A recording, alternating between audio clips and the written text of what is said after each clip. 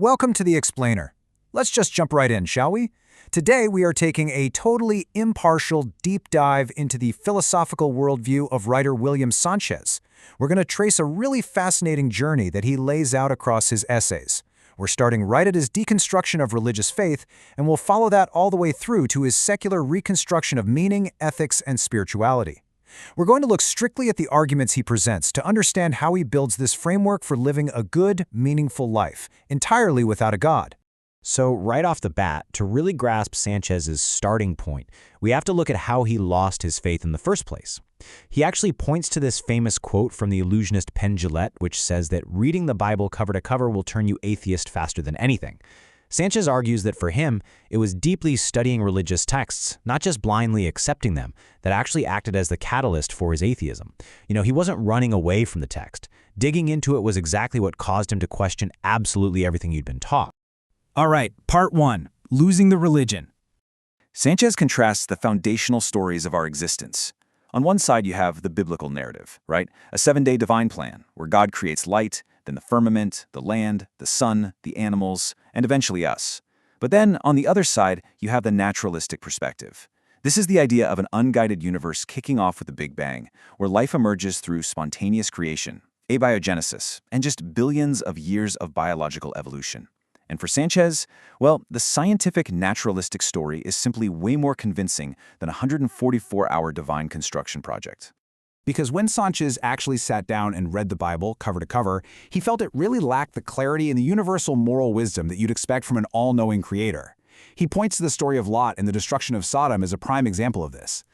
In this text, Lot offers his virgin daughters to an angry mob to protect 2 visiting men, and later on, his daughters trick him into incest just to preserve his bloodline. For Sanchez, these stories just don't read like timeless, omniscient morality. They read exactly like what they are, historical reflections of ancient and frankly often brutal societal norms. Let's move on to section 2, a universe not fine-tuned. Here, Sanchez tackles one of the most common arguments out there for a creator, the idea that the universe is perfectly, intelligently designed for human life to thrive. The logic goes, if it were designed for us, life-sustaining conditions would be everywhere, right? But let's just look at our own solar system. The Sun contains more than 99% of the entire mass. Earth, which is literally the only place we know of that harbors life, makes up just 0.0003%. The vast, overwhelming majority of our own solar system, let alone the wider universe, is incredibly hostile to life. Sanchez uses this reality to challenge the whole idea of a fine-tuned cosmos. He argues that we are just a tiny, tiny exception in a highly non-optimized universe. And actually, it's even harsher than that. Even on the one planet where life does exist, the conditions are brutal. Over 99% of all organisms that have ever lived on Earth are now extinct. Just think about that number for a second. For Sanchez, this is the ultimate evidence of an uncaring nature. The survival of species, and that includes us, is driven by an ongoing struggle against the hostile environment, by natural disasters, and by pure chance. It is absolutely not driven by a benevolent master plan. That brings us to section 3. The scientific enlightenment. So you might be wondering, if religion and divine design are totally removed from the equation, what exactly fills that massive intellectual void? For Sanchez, the answer is empiricism and science. He fully embraces what's known as the Baconian method. This is a process of forming objective beliefs about nature using empirical data, logic, and profound skepticism, all while actively stripping away our personal biases. Instead of starting with inherited dogma and then trying to make reality fit those beliefs, Sanchez argues we actually need to start with ignorance. We have to observe the brute facts of reality and let the data tell us what is true. But to pull that off effectively, Sanchez emphasizes that we have to avoid 4 specific mental traps. We have to overcome our flawed, evolved belief systems. We need to break out of our own personal perspective bubbles. We have to navigate the messiness of imperfect language. And finally, we must question false knowledge that gets passed down through tradition without any scrutiny. Basically, Sanchez is arguing that true scientific enlightenment requires a radical skepticism of all inherited beliefs if we ever want to overcome these traps. Now, this radical skepticism builds Sanchez's preferred timeline of reality. It starts 13 billion years ago with the Big Bang, which is then followed by stellar reactions creating all the heavy elements. Then abiogenesis sparks life on Earth, leading to millions of years of biological evolution. And finally, human civilization emerges. But that was just within the last 100,000 years. Every single step of the way, he points out, happens entirely through unguided physical processes. Absolutely no miracles required. Okay, moving into Section 4, the basis of ethics. So, if we are literally just the result of unguided physical processes, this brings up the most common question thrown at atheists. If there's no God, where do morals come from? Sanchez directly contrasts the religious motivation for good behavior, which, let's be honest, often relies on the threat of divine punishment or the fear of hell, with the secular view. In his framework, human cooperation, altruism, and fairness aren't rules handed down from above. They are evolved, necessary survival instincts. Our distant ancestors realized pretty quickly that, in a hostile state of nature, they were much stronger together. Empathy and compassion were literal evolutionary advantages required to keep the tribe alive. To formalize this idea, Sanchez points to an ancient philosophical concept called oikeiosis. It's a moral framework based on expanded connectedness.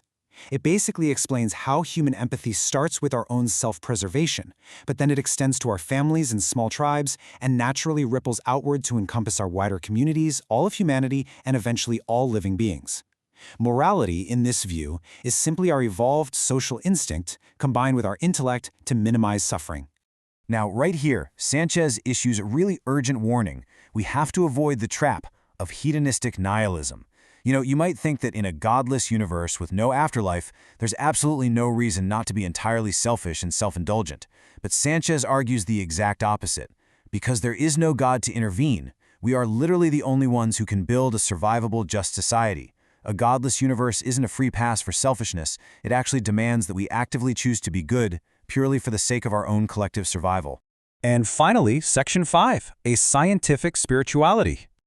So, losing religion doesn't mean losing wonder. Not at all. Sanchez reconstructs this deep sense of meaning without ever relying on the supernatural. He leans heavily on the poetic reality captured by astrophysicist Neil deGrasse Tyson, who said, "We are in the universe, and the universe is in us." The heavy elements making up our bodies were literally forged in the centers of exploding stars billions of years ago. We aren't separate from nature. We are the universe experiencing itself. For Sanchez, recognizing this vast, wild interconnectedness is a profound source of awe and spirituality all on its own. Building on that interconnectedness, Sanchez points to a thought from Albert Einstein. We are here for the sake of each other. In a vast, indifferent universe, our only solace, and honestly our ultimate responsibility, is to alleviate the suffering of our fellow humans. Since nature inherently doesn't care about us, well, we have to care for ourselves and for one another. And that brings us to the very core of Sanchez's ethics. Personal responsibility replaces divinity.